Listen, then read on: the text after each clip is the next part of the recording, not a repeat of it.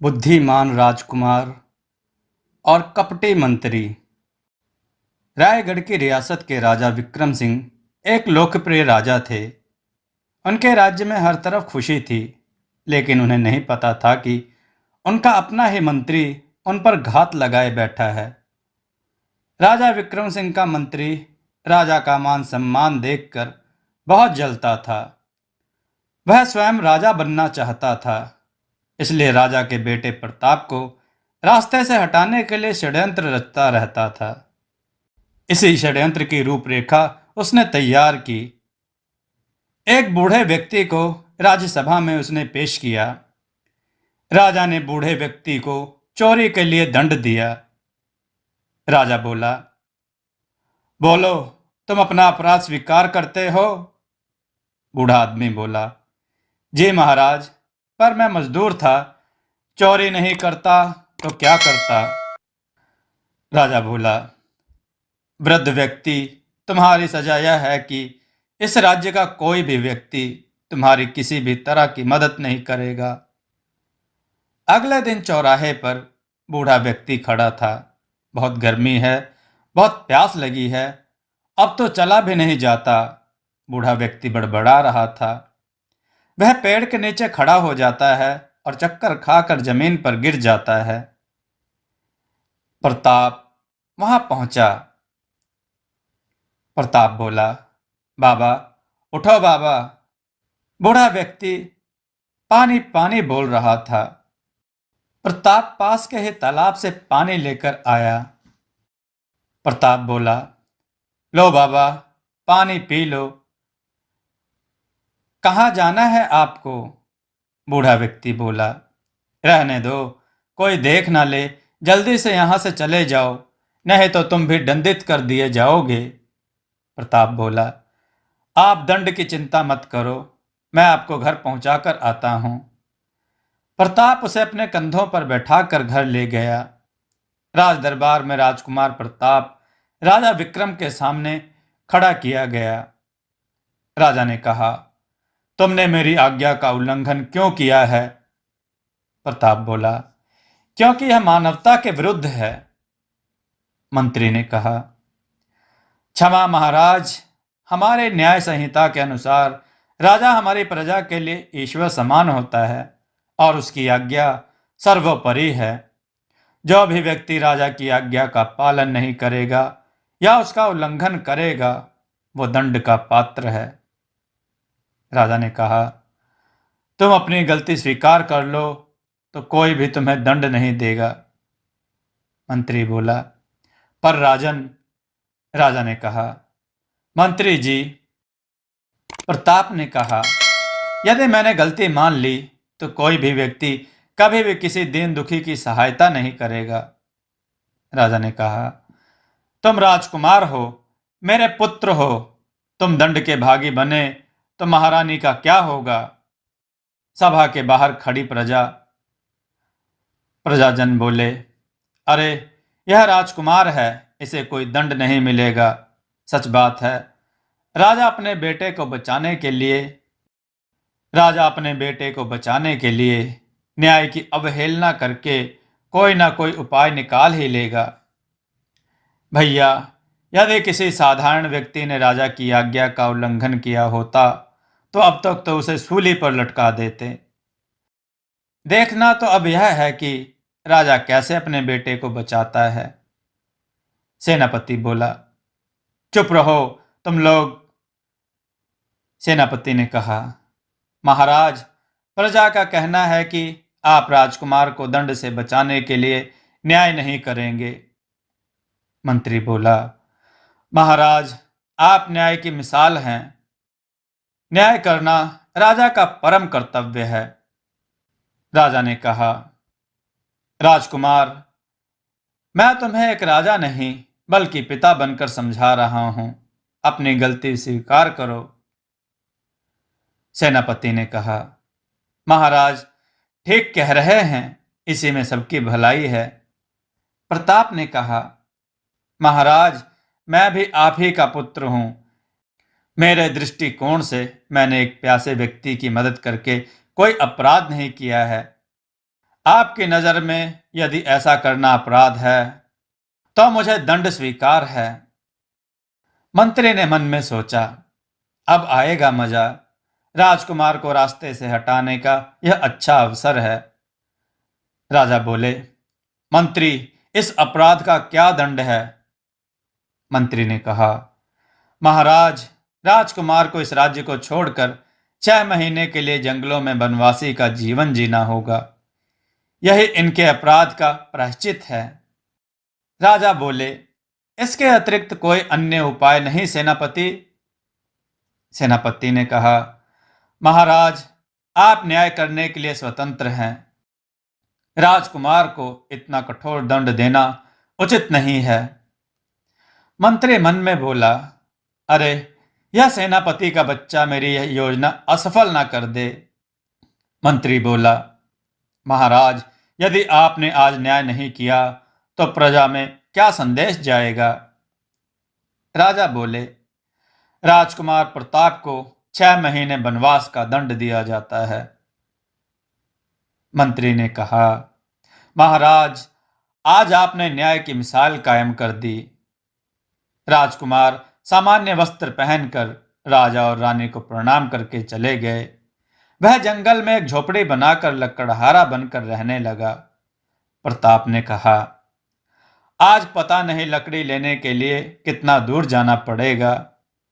वह आगे आगे चलता रहा। उसे एक तालाब दिखाई दिया। उसने हाथ मुंह धोए और पीछे से एक आवाज आई। दासी बोली, अरे, तुम कौन हो और यहां क्या कर रहे हो? राजकुमार ने कहा, मैं यहां पानी पीने आया था। दूसरी दासी ने कहा, अच्छा अच्छा, चलो अब जल्दी से यहां से चले जाओ, हमारी राजकुमारी आने वाली है।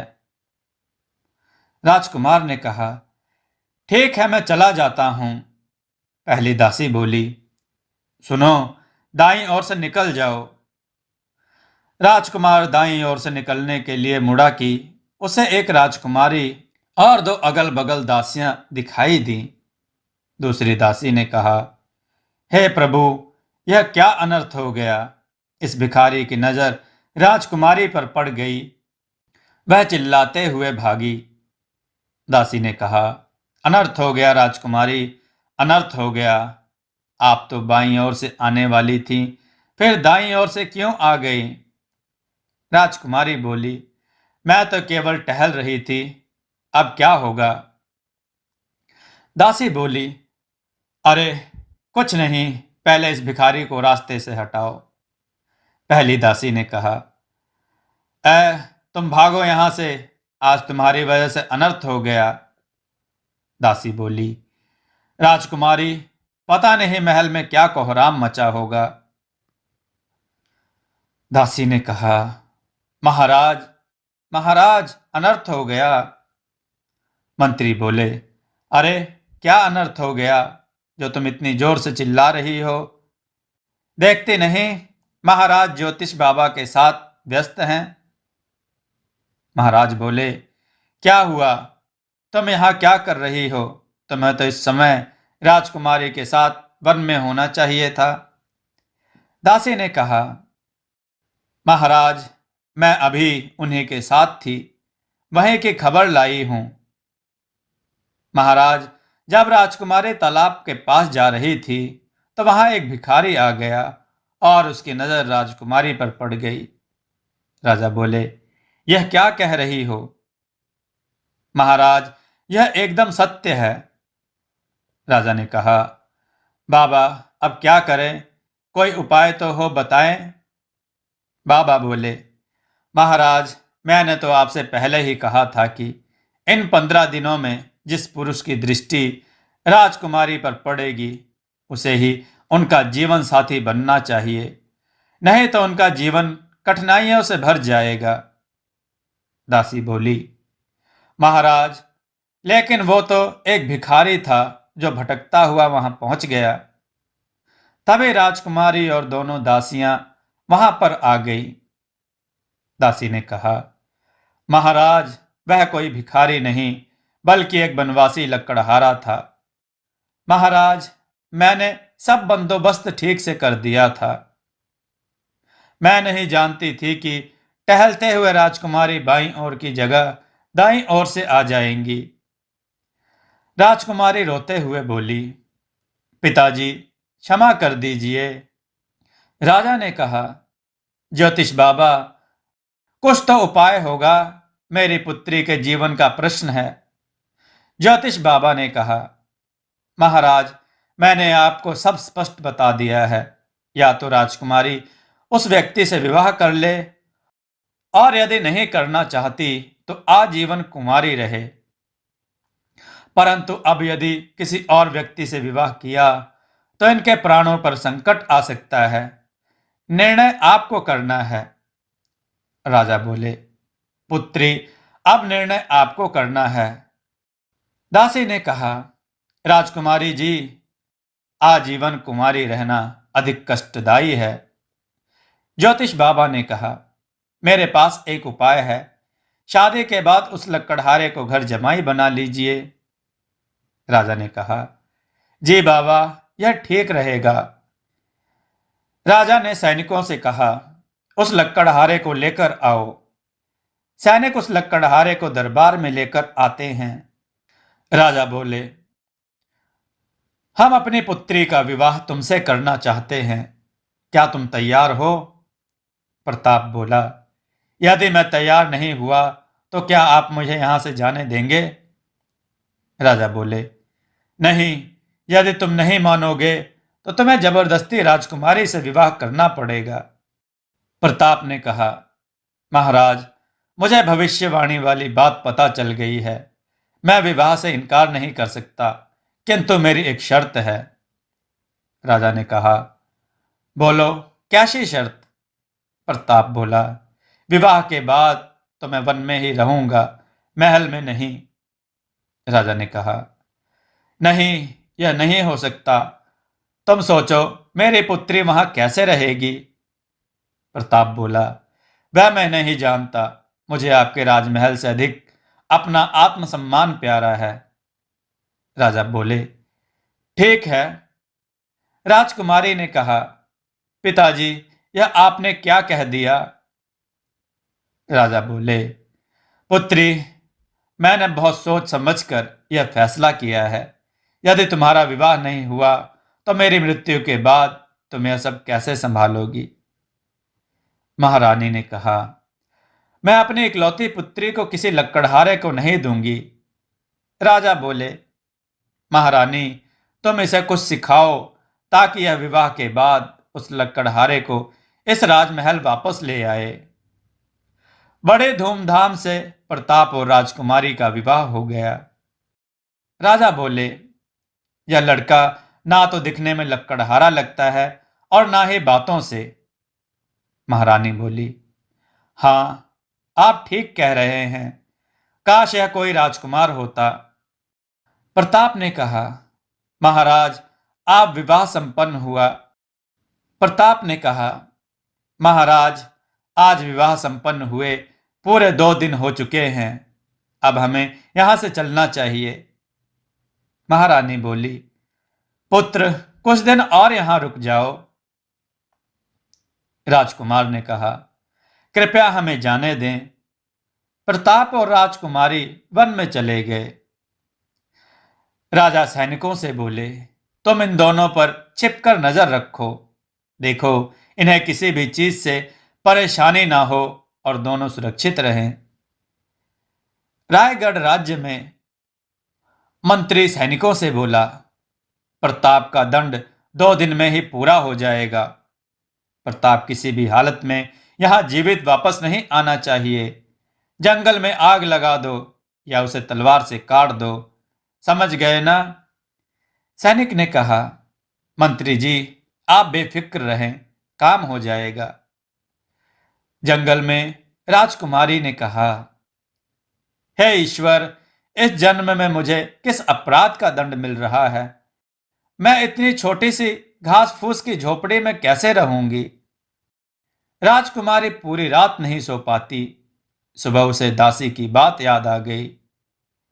दासी ने कहा था, राजकुमारी जी, आप जंगल में बिल्कुल मत रहना। मैं तो कहती हूं आप अपने पति को इतना तंग करना कि आखिर वह सारी बातें छोड़कर महल में रहने के लिए आ जाए। राजकुमारी ने सोचा, दासी ने बिल्कुल ठीक कहा था, मुझे ऐसा ही करना चाहिए। राजकुमारी ने मटके का सारा पानी धरती पर गिरा दिया, कंबल फाड़ दी और अनाज बिखेर दिया। प्रताप कुछ फल लेकर बाहर से आया। प्रताप ने कहा, अरे यह क्या हो गया? अनाज तो खराब हो गया, मटका भी टूट गया। राजकुमारी बोली, यह कपड़ा भी गया। राजकुमार ने कहा, यह तुमने क्या किया? राजकुमारी बोली, हाँ, क्योंकि मुझे यहां नहीं रहना। तुम ही बताओ, मैं यहां कैसे रहूं? बोलो। प्रताप बोला, दंड पूरा होने में अभी 2-3 दिन शेष हैं। राजकुमारी बोली, बोलते क्यों नहीं? प्रताप ने कहा, तुम बस कुछ दिन और सह लो, उसके बाद मैं तुम्हें एक रानी की तरह रखूंगा। राजकुमारी ने कहा, ओहो, उसके बाद क्या कोई खजाना हाथ लग जाएगा? प्रताप ने कहा, हाँ। राजकुमारी बोली, झूठे कहीं के, मुझे बहला रहे हो? देखो, रथ बाहर खड़ा है, पिताजी ने हम दोनों को बुलाया है, कुछ दिन वहीं रहेंगे। अब चलो। रात के अंधेरे में जंगल में 2 आदमी प्रताप की झोपड़ी में आग लगा देते हैं। सैनिक ने कहा, अब नहीं बचेगा। दूसरा सैनिक बोला, भैया, राजकुमार के चिल्लाने की आवाज तो आई नहीं। प्रताप की झोपड़ी यही है ना?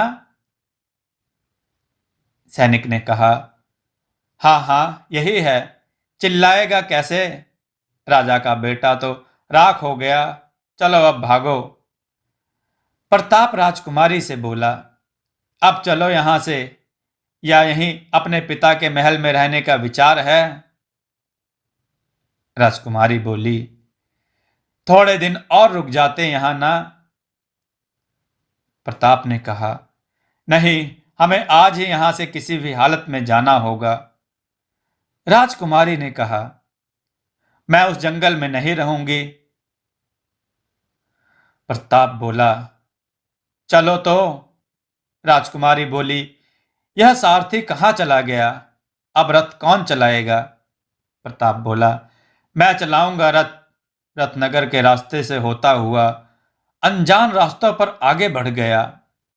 राजकुमारी बोली, अरे यह जंगल का तो मार्ग नहीं है। प्रताप बोला, अब हमें जंगल में जाने की कोई आवश्यकता नहीं है। राजकुमारी ने कहा, तो हम कहाँ जा रहे हैं? कहीं तुम मुझे जानबूझकर कष्ट देने के लिए मेरे माता पिता से दूर तो नहीं ले जा रहे हो? हाँ? प्रताप बोला, नहीं, मैं तुम्हें अपने माता पिता के पास लेकर जा रहा हूं। राजकुमारी बोली, हैं? कौन है? वह कहाँ रहते हैं? क्या करते हैं? प्रताप ने कहा, अरे इतने सारे प्रश्न एक साथ। तभी रथ राजमहल की ओर बढ़ता है। सैनिक बिगुल बजाते हुए, राजकुमार प्रताप पधार रहे हैं। राजा और रानी भाग कर आते हैं और उसके गले लग जाते हैं। महारानी ने कहा, यह तुम्हारे साथ सुंदर सी लड़की कौन है? प्रताप ने कहा, यह राजा विश्रवा की पुत्री है, मेरी पत्नी और आपकी बहू है। महारानी दोनों की आरती उतारकर दोनों को महल में ले जाती है। तभी राजा विश्रवा रस्सियों से बंधे 2 आदमियों के साथ वहां आ गए। प्रताप ने कहा, पिताजी, यह राजकुमारी के पिता राजा विश्रवा हैं। राजा बोले, पधारिए महाराज, पधारिए। राजा विश्रवा ने कहा, प्रताप, मुझे सब पता चल गया है। महाराज, पहले आप अपने मंत्री को बुलाएं। राजा विश्रवा ने कहा, इन 2 व्यक्तियों ने कल रात जंगल में राजकुमार प्रताप की झोपड़ी में आग लगा दी। राजा ने कहा, चलो अब तुम दोनों सच सच बताओ, तुम दोनों ने ऐसा क्यों किया, वरना। सैनिक ने कहा, महाराज, हमें मंत्री जी ने ऐसा करने के लिए कहा था। वह नहीं चाहते थे कि राजकुमार प्रताप जीवित राज्य वापस आए। वह आपसे ईर्ष्या करते हैं। वह नहीं चाहते कि राजकुमार प्रताप राजा बने। राजा बोले, सेनापति, मंत्री और इन दोनों सैनिकों को तुरंत कारावास में डलवा दो। राजा ने कहा, मुझे क्षमा कर दो मेरे पुत्र, तुम सच में बहादुर, निडर और एक अच्छा राजा बनने योग्य हो। मुझे तुम पर गर्व है। राजा विश्रवा ने कहा, और हमें अपने जमाई राजा पर नाज है। क्यों बेटी, अब तो खुश हो ना। उसके बाद राजकुमार प्रताप और राजकुमारी दोनों खुशी खुशी महल में रहने लगे। दोस्तों, आपको यह कथा कैसी लगी, अपने विचार और सुझाव कमेंट में जरूर दें। हमारी कथाओं को लाइक करें, हमारे चैनल को सब्सक्राइब करना न भूलें। हमारी कथाओं को शेयर जरूर करें, जिससे लोगों को अच्छा ज्ञान प्राप्त हो। जय श्री राम भक्तों।